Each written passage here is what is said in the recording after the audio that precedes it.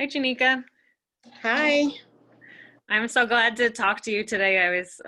We were just talking for a second, and I feel like I've talked to both of our staff members throughout the entire pandemic about, some of the Instagram accounts that really stood out during this time. And you just keep coming up as just having a really great social media presence. So looking forward to talking to you today a little bit about that and your menu. But first off, can you just let us know a little bit about who you are, your background?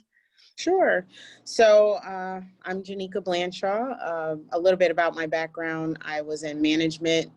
I used to write the policies and the procedures for Medicaid.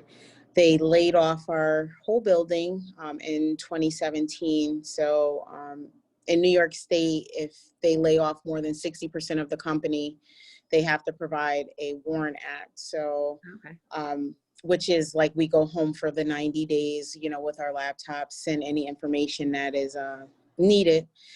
So it allowed us to get the first juice factory on 4th Street up and running. Hmm. Um, so that's what we did in the 90 days. Forced you into doing something, right? Right, right. I had an option to pick up a different account, which was like flying back and forth in California, and that just wasn't an option for me Hmm. with the kids. So, Yeah. And you have a background in business, right? right. You've run some other businesses.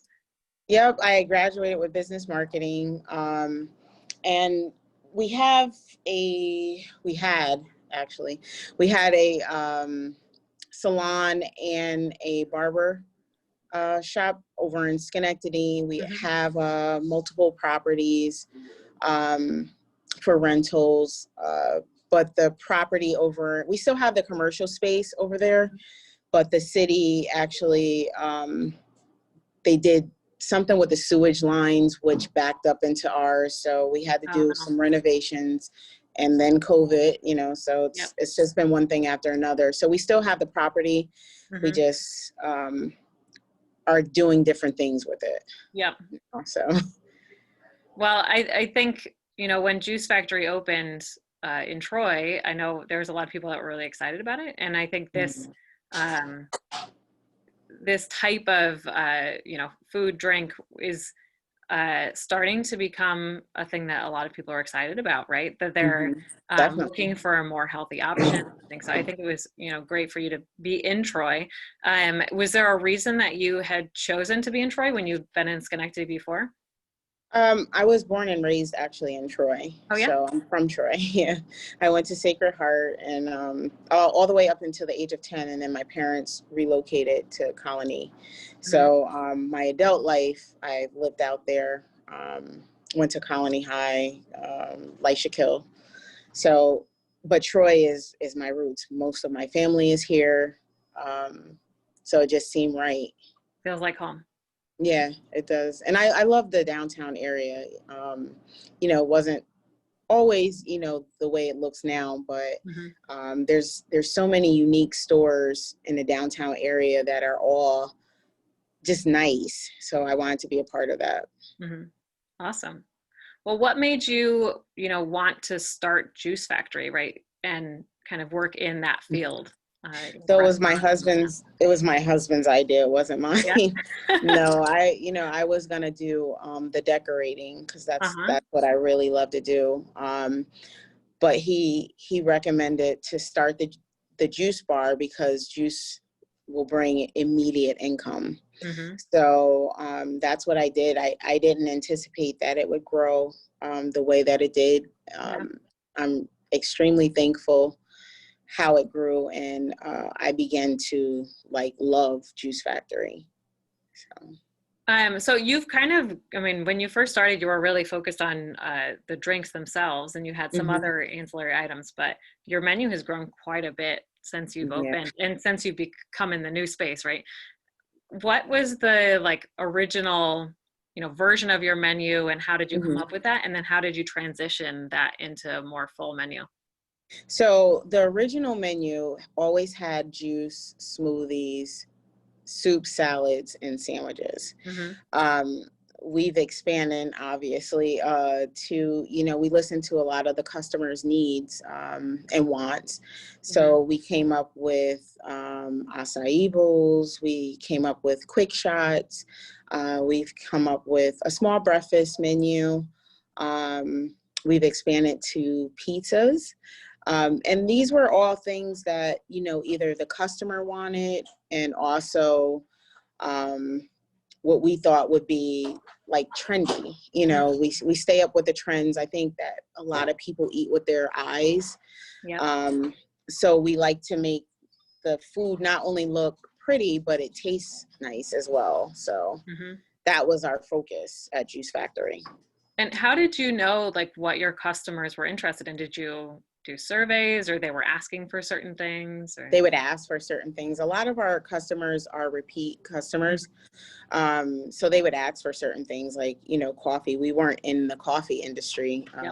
We were for smoothies and juices, but we listened and we got coffee. We have matcha. We have, a little bit for everyone's taste buds. Not everyone, maybe some days, most days you want juices or smoothies, but you want a different option. So we wanted to be able to provide healthy options on the go, as well as, just a variety of options for everyone that comes. And do you find that most of your customers are like specifically interested in healthy foods, or have they just found you and just eat the food because it's just food, right? No, I think the vast majority is because it's healthy foods. It's just, pertinent right now, especially in the world we live in today. So, we try to make sure that the health is first, make sure that it's on the go. I always, drive by McDonald's or Burger King, and, the lines are still full. They're long, but it's the convenience of it. And not all of our items, come fast, but we're working on that, to streamline that process, because everything is done so fresh here. So yeah, it's interesting to look at some of those fast food restaurants as like a model that you can work off of, right? Because they've obviously figured it out. They definitely have. So you've kind of looked at other businesses to see like where, what is working for them and how can I implement that in my own space? Right, definitely. You have to. You have to. You have to. A lot of times people don't have like a lot of time on their lunch breaks, or, just enough time just to come and grab something. And we want to be able to provide that for them. We don't want you to go to those other options that are sometimes, not as healthy. So. Exactly. And I mean, you guys have a big student population that comes to your space as well. I mean, you've kind of relocated right down the hill from RPI, although your other location was pretty close to RPI. Right around the corner from Sage. Yeah. Have you found that you've been, able to connect with students pretty easily, or have you like purposely reached out to that demographic? No, I haven't purposely done it. It just happened the way it did. But it worked out great because, a lot of the students do come here. I think that once we open our doors back up, we'll see some of those familiar faces. Right now, it's a lot of online ordering. Some names we'll recognize, off the bat, but, right now we want to get that vibe back, that we had when we, you can communicate with the customer, what the customer wants. You can stay up on some of the things that are coming new. You can have them taste it, those are the things that we really miss.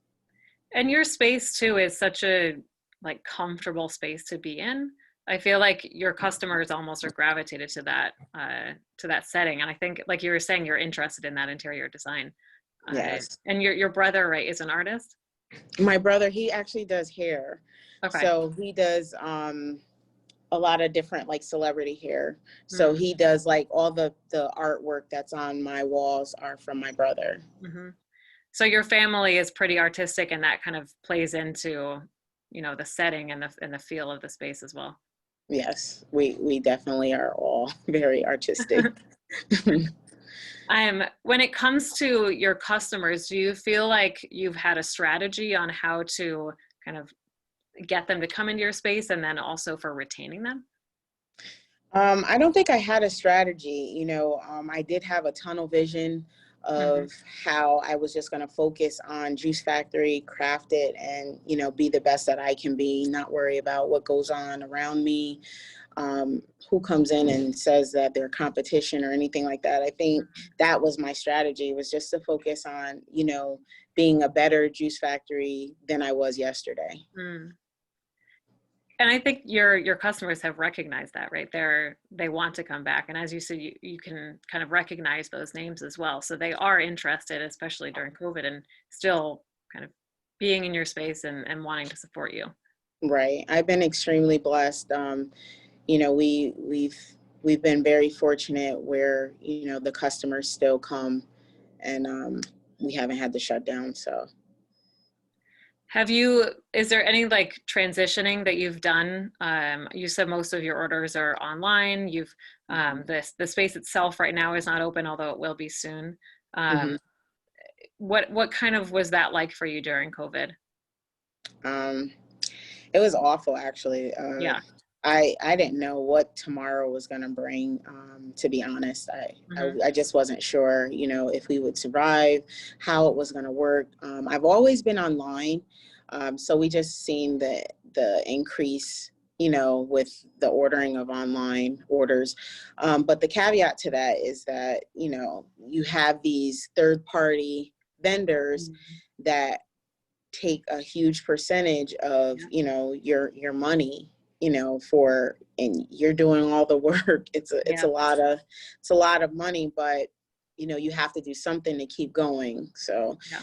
I'll exhaust all options before I give up Hmm. anyway. So That's a that's a good thing to have in you. yeah. The I think we've had a lot of conversations around these third party providers and delivery services lately.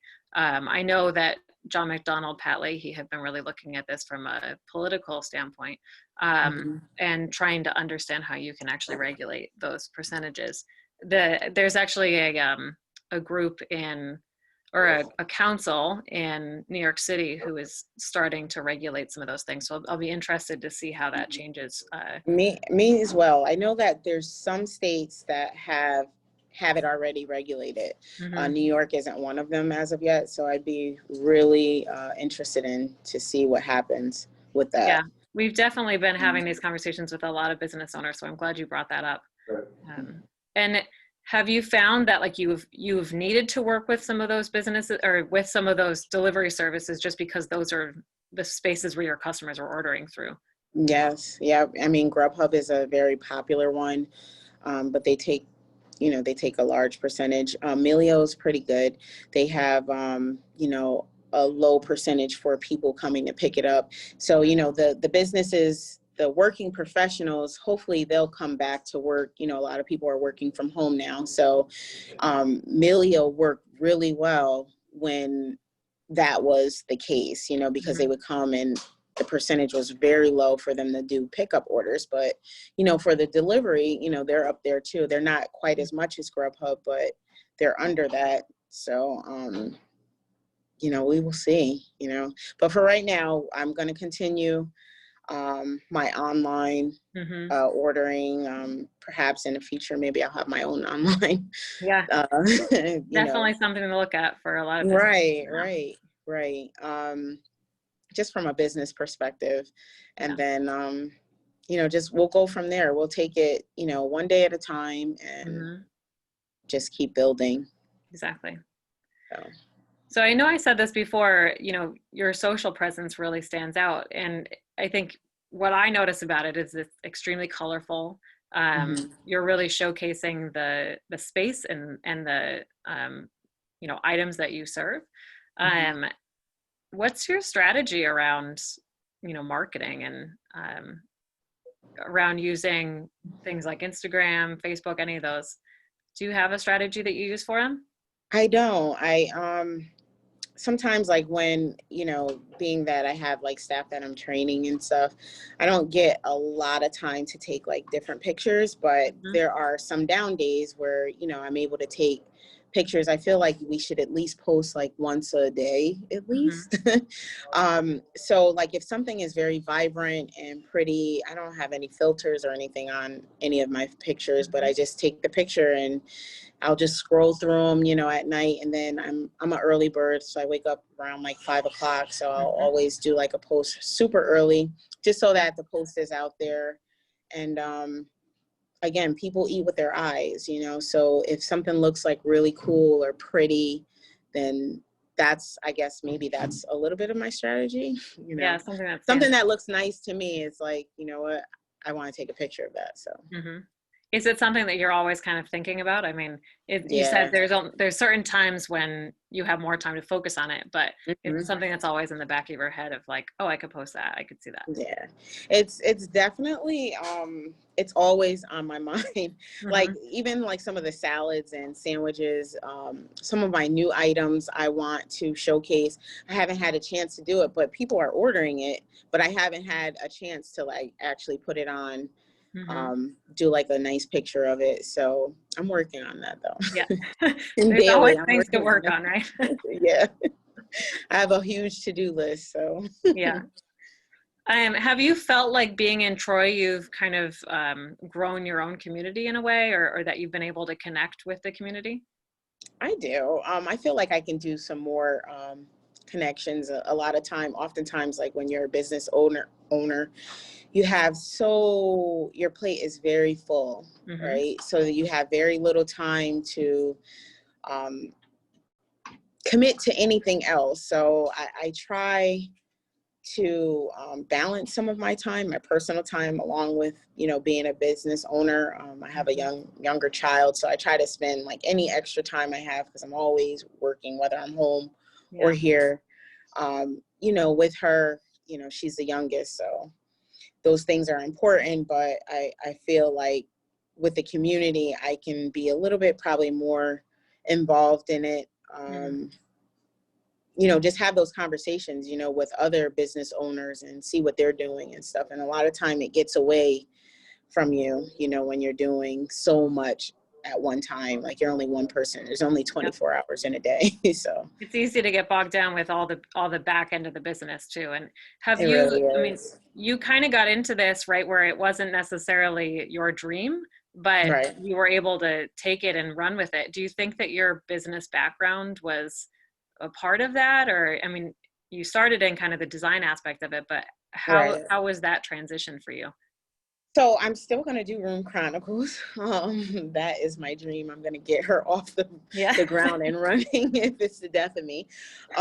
But yes, I think whatever I do, like no matter what I do, whether it was with food, whether it was with childcare, anything that I do, I've always had, sorry You're good. about that. I've always had, I've seen my mom, you know, my dad died when I was young. He died like 3 months after we purchased the house out in Colony. So I've seen my mom like do miracles, like work miracles, and that's all I know. So my work ethic is impeccable. So, and I think that it's just in me. Yeah. It's in me. Do you find that like the business side of it is something that it's natural for you? So Yeah. are there any things in the business that you feel like you would like to do but you don't have the time to do, or are you really doing the things that you love to do? I feel like, no, I do pretty much everything. I wouldn't mind, like, you know, when I get to that level, like having like someone that I can hand stuff off to and feel, you know, comfortable doing so. Um, I wouldn't mind that at all. You know, when you're one person and you're doing the back end of it, you're doing Yeah. inventory, you're doing scheduling, you're doing payroll, you're making sure everything is running here, you know, the right way. It becomes like a lot. But I think, you know, with my business background, I think it helps a lot. Have a lot of spreadsheets. So they help out tremendously. I'm very organized in that way. So, and I always have been, like when I was even in the office. So I've always had that organizational skills. So that works out for me. Definitely useful to have in this setting. Right. Are there any tools that you use? Got some things in the background. Sorry, yeah, You're good. my plant just fell. Sorry. Oh, So I use business. What I use? I use Excel a lot. I do a lot of different spreadsheets with that. I do project management. I do that. I worked in implementation, so we did a lot of stuff like from scratch. So mhm. um, doing this, I think I used a lot of those skills as well here. Yep. So I knew that I would need, so I just started a list and I just went off of that list and did the what ifs and it worked out. It Hmm. worked out. Definitely good to have that background for sure. Right, right. Is there anything that, being a business owner, you maybe didn't think about ahead of time that, you would have wished that you would known before? Yeah. Probably owning my own business. Hmm. That's huge. So not owning my own business, owning my own property. How about that? Oh, yeah. So I would love to have, a building of my own and, have a lot of say so. Usually when you do like a fit up, Hmm. you come in and you do it all, you do the flooring, you do the electric, the plumbing, the walls, everything from Hmm. scratch. And to know when you leave and you know what your bill is, right? So to know that when you leave, it all stays is, Yeah. so the next venture that I have for Juice Factory, it will be my own. Hmm. I think too, when you look at some of the businesses, especially during COVID, that have had their own spaces, it's been, I don't want to say easier, but it's a little less stressful to know that you're not paying the lease, but that you have a mortgage and maybe there's some Mm-hmm. additional income that comes with the space.